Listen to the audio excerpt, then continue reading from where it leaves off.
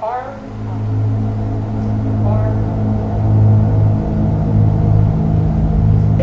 fiscal year.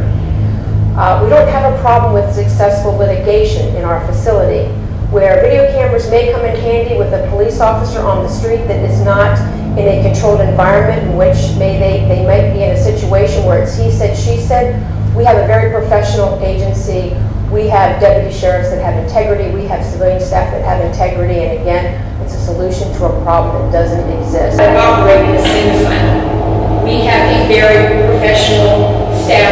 We do continuous training. I'm not sure where this other information is coming from, but I can tell you we've got deputies in the audience right now that can attest to the level of training, the type of training we receive. In reference to the crisis intervention training that you continue to hear, that may work with the police department because that teaches them while they're on the street. When they come into contact one-on-one. In the adult detention center, we have a controlled environment. A lot different than being out on the street. And the questioner wanted to point out that Fairfax County Jail is one of the only jails in the country that has not installed video cameras. So Captain Kincaid, can you share your thoughts on video cameras?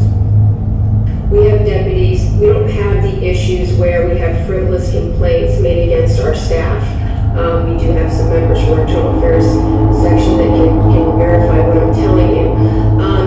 And aside from the video cameras, I think that we are having a solution to a problem that doesn't exist.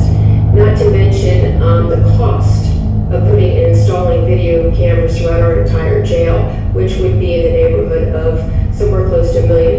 Staff and our sworn staff. So again, I believe that this is a solution to a problem that doesn't exist. And in reference to the video cameras, as a police officer, it may be important to have video cameras in your vehicles because it's just the police officer by him or herself.